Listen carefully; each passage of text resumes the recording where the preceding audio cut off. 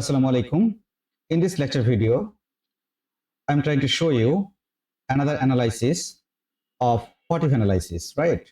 Another procedure. So if you go to the data and what if analysis, you will find these options, the data table.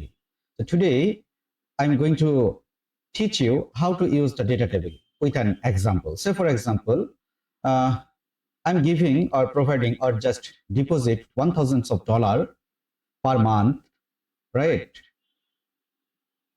With the 5% of interest rate and 10 years of period, right?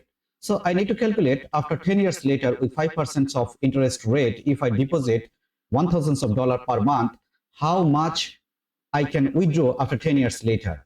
So what would be the future value, right? So just equal, right equal FV and bracket close, first parenthesis. Here you will see the rate is 5%. Okay, just comma, NP, number of period, I mean time value, okay, 10, then comma.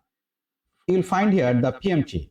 So we don't have PMT in here and we don't need. You see here, you can use the PV. PV, it means the present value. Present value, it means the starting point of your money, right? How many money or how much money you are just depositing at the very start or very beginning of the period, right?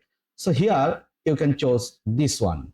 Okay, so bracket close and enter. But be careful, as we are giving money each and every month, so please put a minus sign. It's because of money is giving from my pocket. That is why. Okay, it's a very simple way to understand.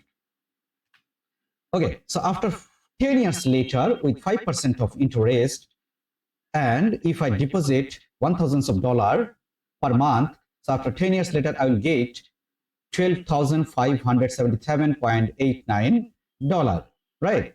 So with the 5% of interest. But the question is, if the interest rate varies, say for example, here you will find 11%, 11.5%, 12%, 12.5%, blah, blah, blah. Okay, so in that case, how you can do it with a single click? So please click here and just equal and put this cell like this, right? So select this one, select this table, go to the data analysis and data table. Here you will find two options, row input cell and column input cell. And definitely this is the column input cell, it's not row input cell, right? So I don't need the row input cell. So I need the column input cell. Just click here, column input cell is the percentage, right? So just click the percentage. Click here, just magic, right? So in this way, you can use or you can identify. Here is a dollar sign, but there is no dollar sign is here. So you can go to the home and you can put the dollar sign, right? I'm sorry. Just select this one, dollar sign. That's great. It's all a dollar sign, all in dollar sign, right?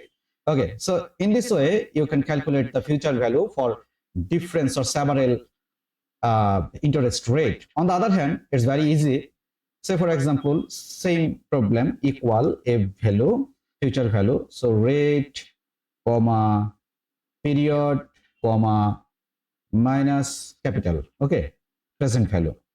So after 5 years later, with 10% of interest rate, you will get this amount. Okay, so just click here, equal, and here, and okay, just select this table, go to the data analysis, what if analysis, data table.